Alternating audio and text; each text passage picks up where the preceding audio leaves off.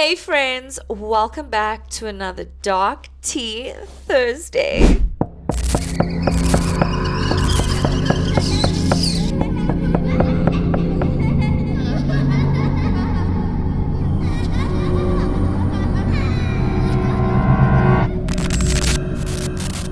I know that I've been MIA for a little bit. I've just been behind the scenes, sort of planning out what I want this to look like. I just sort of want this to feel like something comfortable and cozy, something you'll put on while you're doing the dishes, or something you'll have playing in the background while you're cleaning your house or doing your homework or whatever it is that is mundane and needs a background noise, or something that you do just want to sit and watch, because I am entertaining. I just wasn't enjoying the feel and the stiffness of what it looked like before. If you watch the first few episodes, you may have noticed we've got a little bit of a location change. The first location, while I thought it was a good idea, it just didn't work logistically. One of my dogs is extremely clingy and basically just wanted to climb into my skin every single time I recorded. So I thought if I lock myself in a room, he can just chill with Dylan and not get to me. So let's get into this. Tonight's story is the kind that creeps up and gives you the chills. It's the kind of story that's gonna make you think, what the hell did I just listen to? But I'm excited to get into it. So grab your tea and get comfortable, but maybe not too comfortable, and let's get into it. The title of today's story is There Was a Room That Didn't Exist on the Floor Plan. Damn. Already giving me chills. Like, what do you mean? I found the house on a Facebook rental group. Quiet area, just outside of town, minimalist, neutral tones, nothing flashy. Perfect for someone like me who just wanted to disappear for a bit. The woman renting it out, her name was Diane, said the last tenant had left in a rush, but everything was still in good shape. She mentioned it a little too casually, but I didn't press her. Honestly, I didn't care. I signed a 3-month lease, paid cash, and moved in the next day. Week 1 was uneventful, peaceful even. I worked remotely, went on walks, cooked dinner, and caught up on reading. By week 2, things started to feel off. It wasn't anything major at first, just little things. Glass I was sure I hadn't used was sitting in the dish rack. The back door would be slightly open, just slightly, even though I was meticulous about locking it. I chalked it up to forgetfulness. Maybe I was just adjusting to the space, or maybe I just needed sleep. And one night, while scrolling through Pinterest in bed, I noticed the Wi-Fi signal dipped dramatically. My phone switched to data, then back. Got up to check the router in the living room. It was fine. That's when I saw it. A soft glow coming from behind the hallway wall. It didn't make sense. There wasn't a room there. According to the floor plan, it should have just been part of the kitchen wall. But there it was. A sliver of warm light leaking out from behind the skirting board. I'm sorry? The next day, I searched for any kind of opening. A panel, a door, anything. But the wall was solid. I even knocked on it. Hello. That night, I couldn't sleep.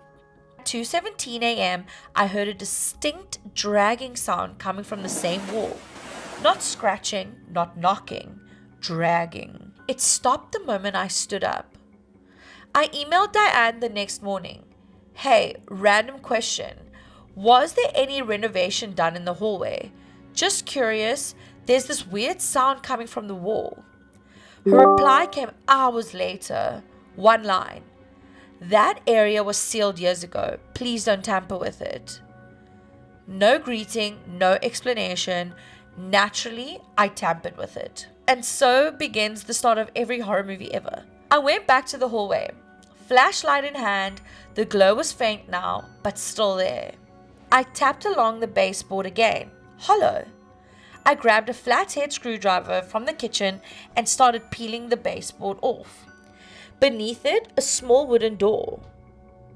Barely a meter tall, No knob, just a keyhole. The worst part? Scratches around the edges, like someone or something had tried to claw their way out. I didn't sleep that night, as you should. Girl, never mind, you didn't sleep that night. Why the hell are you still in that house? The next day, I went into town and found a local locksmith. Told him I had an old cabinet that I lost the key to. He gave me a skeleton key and told me to be gentle, those locks are finicky. Back home, heart pounding, I opened the door. Behind it, a narrow crawl space.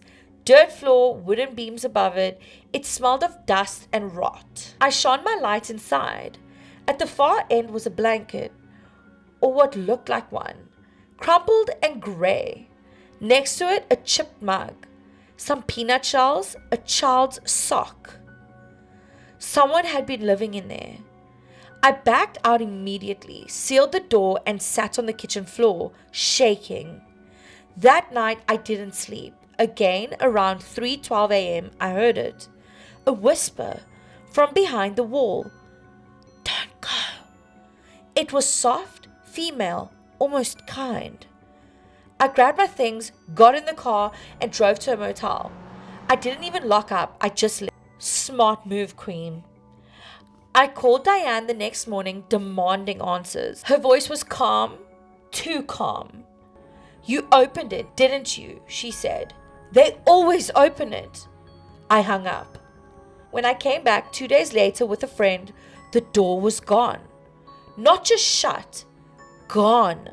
The wall was completely sealed again, as if it had never been there. I broke my lease, moved out, haven't spoken to Diane since, haven't been back to that town, but here's the thing I can't let go of. I still have the sock. The one I found in the crawl space. It's in a drawer, sealed in a Ziploc bag, and every now and then, not always, just sometimes, it smells like peanut butter.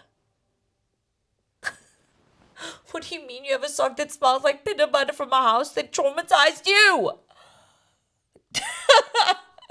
Girl! Okay, so what do we think? Would you open a secret door if you found it in your house? Or would you just leave the whole house? Burn it and leave. Let me know your thoughts in the comments and what you would have done.